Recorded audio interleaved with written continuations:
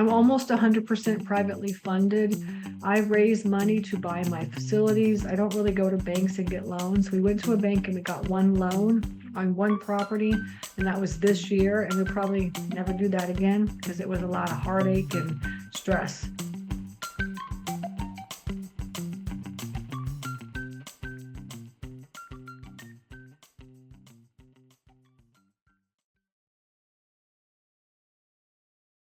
So we are, me and my husband, we live in Tallahassee, Florida, and that's kind of like right in the middle between Georgia and Florida. So we own 16 storage facilities. We closed on a facility on Monday, and that was number 16 for us. And so we're as far north as Clarksville, Tennessee, and then as far south as into the Orlando area. And 16 storage facilities all in between. We started out in we've been doing this now for 7 years. Started out in Peachtree City, Georgia. That's where we lived, which is a suburb of Atlanta. And so we own actually 6 storage facilities in the Atlanta area.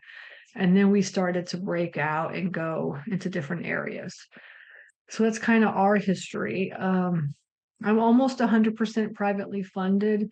I raise money to buy my facilities. I don't really go to banks and get loans. We went to a bank and we got one loan on one property, and that was this year. And we'll probably never do that again because it was a lot of heartache and stress. But it's not any more stressful than raising money. But things are just really demanding and crazy. And the truth is that it's only going to get worse over the next couple of years. So if you are the type of person that you're looking for a storage facility and you have to get financing for it, then just be aware that banks are super stringent right now. It's not impossible, but it just takes a lot of effort. They want to just make sure it's going to be a good deal. Gone are the days where, I used to just be able to go and talk to an owner, put an offer in, and they accepted it, and then I just asked somebody for the money, they gave it to me, and I bought it. Gone are the days like that, right? So it's a lot of effort, a lot of work to find a property. It is a lot of work right now because buyers are, buyers want more than what the property is worth, and not because it's not valued at that, right? I mean, the owners want what the value of the property is. But what's happening right now is that financing institutions, they want more money down and they want higher interest rates. So that means that this value that the property is worth is not what the banks are going to be able to finance it for. And so there's this kind of pull going on between owners and banks and sellers, trying to get deals done. And it's very, very difficult because, $200,000 used to be able to buy you $1 million worth of property, but now $200,000 can really only buy you maybe $700,000 or $800,000 worth of property. It's a little bit harder to make your money stretch right now. It's not impossible, honestly, but it's just a little bit more, it's just a little bit harder. So that is why I prefer to pay cash for my properties, or I prefer seller financing. So if you follow me, then you know that I push creative deal structures quite often, and I get them because I ask, and I'm always open to just trying, different structures to get the deal done if the owner is willing to do that as well too.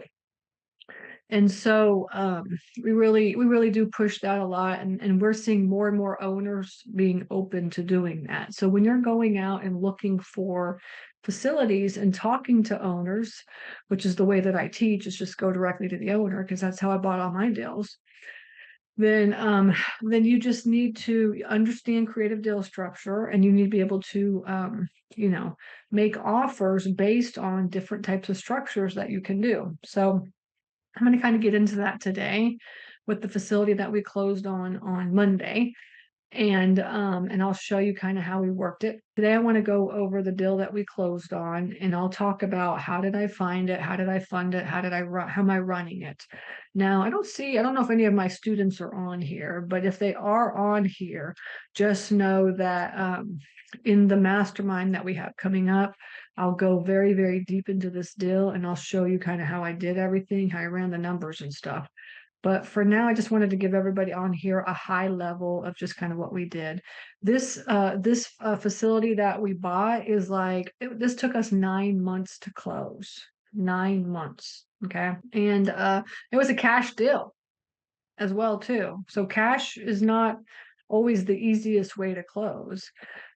So we got it under contract, and then I wanted to pay cash for the deal, right? And so I had to raise the money, and raising the money is hard. It's just hard. And then you get attorneys involved. We had the attorneys get involved, and of course that messed up. That didn't really mess anything up. It just made everything super drawn out and stuff. Because each attorney got involved and they both wanted something different. And then you had to communicate back and forth to get all that done. And it was really kind of a nightmare. Hey everybody, this is Stacy here. Thank you so much for watching this video. I am here to teach you how to get your foot into this industry. You're watching this video because you want to learn how to get started in self-storage investing, or maybe you own facilities and you want to be a better manager, a better owner. That is what I do, is I teach people how to do that. So please like this video and also subscribe, hit the subscribe button, because that's what YouTube wants. So in order for me to get out the word on how to get started in this industry, I really need your help. Again, I appreciate you listening to me, and I'm here to help you on this journey, and I will see you in the next video. Take care.